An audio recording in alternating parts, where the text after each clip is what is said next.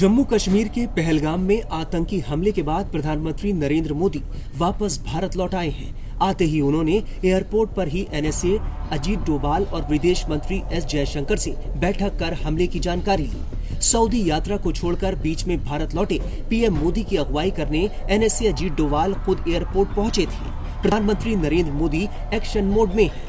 बता दें कि मंगलवार को दक्षिण कश्मीर के पहलगाम में एक प्रमुख पर्यटन स्थल पर आतंकियों ने हमला किया था, जिसमें 26 लोग मारे गए और करीब 14 लोग घायल हो गए। मृतकों में विदेशी पर्यटक भी शामिल हैं। पीएम मोदी आज पहलगाम हमले को लेकर एक हाई लेवल बैठक करेंगे। इससे पहले उन्होंने आतंकी हमले की निंदा करते हुए कहा था कि आतंकियों का शैतानी एजेंडा पूरा नहीं होगा। जो भी इस घटना के पीछे हैं, उन्हें न्याय के कटघरे में लाया जाएगा। आतंकवाद से लड़ाई का हमारा संकल्प इससे डिगेगा नहीं, बल्कि और मजबूत होगा। पहलगाम में हुए आतंकी हमले को लेकर रक्षा विशेषज्ञ प्रफुल्ल बख्शी का क्या कहना है, सुनिए। पाकिस्तान की आर्मी टेररिस्ट भेज रही है, उन्हीं रूट से भेज रही है, वहीं पे आ रहे हैं और उनको स्लीपर सेल्स रिसीव करते हैं, वीआईपी ट्रीटमेंट मिलती है और वो बड़े आराम से रहते हैं और फिर निकल जाते हैं। या गोली लग गई तो मर जाते हैं, नहीं तो निकल जाते हैं। क्यों हो रहा है ये सारा का सारा रिलीजियस डिवाइड का खेल है। हिंदू मुस्लिम के जो दरार डाली गई है उसका खेल है। कश्मीर उससे बना था, कश्मीर की प्रॉब्लम उससे, हमारी इंडिपेंडेंस भारत की इससे हिंदू मुसलमान डिवाइड से हुई थी। और सारा आतंकवाद जो है ये रेडिकल इस्लाम चला रहा है। मैं माइंड यू नॉर्मल इस्लाम नहीं, हमारे भारत में जो नॉर्मल इस्लाम के लोग हैं वो भारत हमसे भी ज्यादा लॉयल हैं हिंदुस्तान के लिए। वो हम उनकी मदद हमको लेनी चाहिए, उनके साथ बैठ के संगठित होकर बात करना चाहिए और फिर इस पूरी प्रॉब्लम को समझना चाहिए। ये है सबसे बड़ी बात। क्या होता है, टेररिस्ट बॉर्डर के एरिया से अंदर आते हैं उसी जगह से जो यहां से आ रहे हैं। 8-10 किलोमीटर दूर बॉर्डर से उनके फॉर्मिंग अप एरियाज होते हैं। वहां पाकिस्तान आर्मी के हैंडलर्स उनको लॉन्च करते हैं और फिर वो अंदर आते हैं, स्लीपर सेल उनको रिसीव करते हैं और वो अपने काम को अंजाम देते हैं। इस काम को अंजाम देने के लिए वो कुछ दिन पहले आ गए थे, आराम से उन्होंने प्लान किया, सब कुछ करके अपना कार्यक्रम को अंजाम दिया। ये तो ठीक है, इसको दूर करने का तरीका ये है कि आप तो पहले अपनी सिक्योरिटी फोर्सेस एक कमांड एंड कंट्रोल में होनी चाहिए। पूरी जम्मू एंड कश्मीर के एरिया में एक कमांड एंड कंट्रोल। और फिर प्रॉब्लम उसकी आती है कि कई जो फोर्सेस होती हैं वो नहीं चाहती कि उनकी डायरेक्टर जनरलशिप चली जाए, वो आर्मी के अंडर आ जाएं या किसी और कमांडर के अंडर में आ जाएं।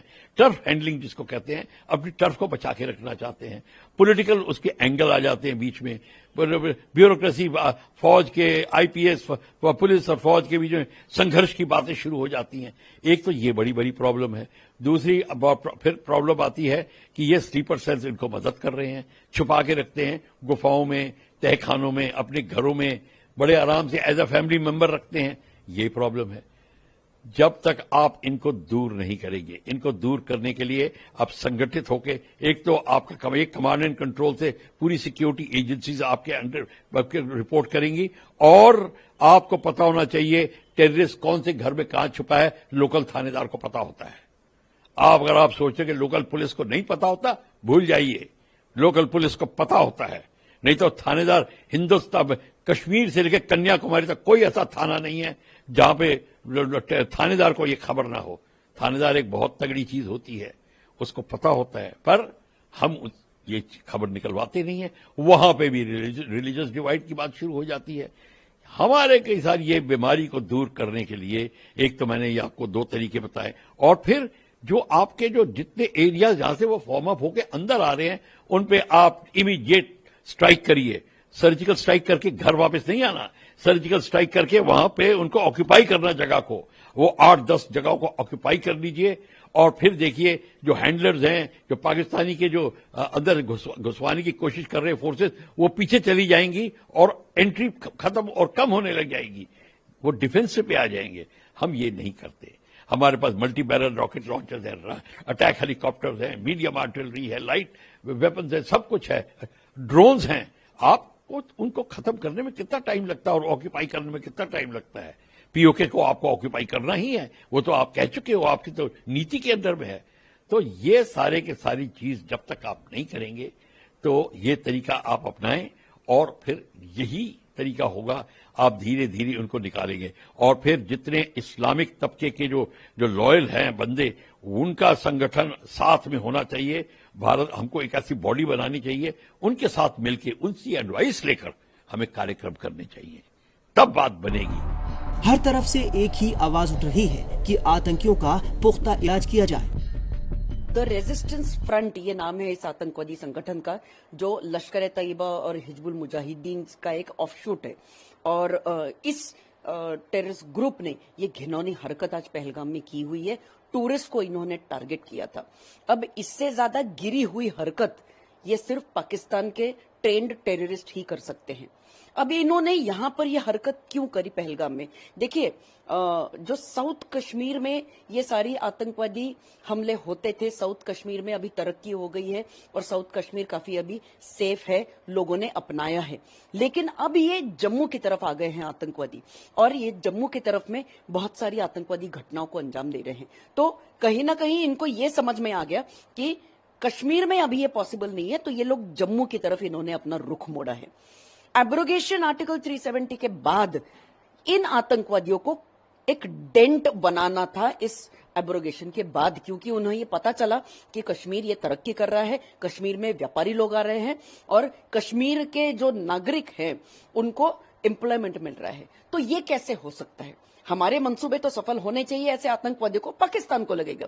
तो नेचुरली उस चीज को कहीं डेंट करना, और इसीलिए इतने ही बड़े हादसे को अंजाम देंगे हम, तो हमें हमारा जो एम है उसे हासिल करेंगे हम। ये घिनौनी सोच पाकिस्तान की और इन आतंकवादियों की थी। तीसरी चीज, इन्होंने यही मौका क्यों चूज किया? क्योंकि यूएस का वाइस प्रेसिडेंट ये भारत में है, भारत के दौरे पर है। तो जब यूएस का वाइस प्रेसिडेंट ये भारत में है और तब अगर भारत में ये ऐसी हरकत होगी तो नेचुरली यूएस का वाइस प्रेसिडेंट ये सोचेगा कि भारत अपने देश की खुद की सुरक्षा नहीं कर सकता, भारत कश्मीर की सुरक्षा नहीं कर सकता। तो फिर भारत ये क्यों क्लेम करता है कि वो अभी राइजिंग पावर है? और स्पेशली ऐसे मौके पर कि जब नरेंद्र मोदी ये देश में नहीं है। तो इनको पता था कि ये दो चीजें हैं। जब देश में एक कोई विदेश का बहुत बड़ा मंत्री आया हुआ है और जब प्रधानमंत्री नहीं है, तब हमने अगर ऐसी हरकत की तो हमको लाइमलाइट मिलेगा, हम लोग हेडलाइन में आएंगे, हमको बहुत अच्छा कवरेज मिलेगा पूरी दुनिया में। तो ऐसी घिनौनी हरकत करने के लिए ही ये आज आतंकवादियों ने ये हमला किया पहलगाम में, बहुत दर्दनाक हमला किया है। और सबसे महत्वपूर्ण चीज कि आतंकवादी कश्मीर में ऐसी हरकतों को अंजाम कैसे देते हैं? इसी वजह से दे सकते हैं कि जो स्लीपर सेल्स है, मतलब जो कश्मीर में रहने वाले, उनको मदद करने वाले, आतंकवादियों को मदद करने वाले कुछ स्लीपर सेल्स हैं, वो उनको पनाह देते हैं। तो इन स्लीपर सेल्स की कमर हमको तोड़नी पड़ेगी, पॉइंट नंबर 1। पॉइंट नंबर 2, अब बहुत हो गया, अब मौका आ गया है कि पाकिस्तान को इस चीज का मुंह तोड़ जवाब दे दे। Once and for all Pakistan का मुंह टोटली बंद कर देना चाहिए और we call for a very very strong retribution. बता दें कि पहलगाम हमले के बाद प्रधानमंत्री नरेंद्र मोदी ने गृह मंत्री अमित शाह से फोन पर बात की थी और हालात की जानकारी ली थी। पीएम के निर्देश पर गृह मंत्री अमित शाह श्रीनगर पहुंच गए थे। वहां उन्होंने सीएम उमर अब्दुल्ला और एलजी मनोज सिन्हा से मुलाकात की थी।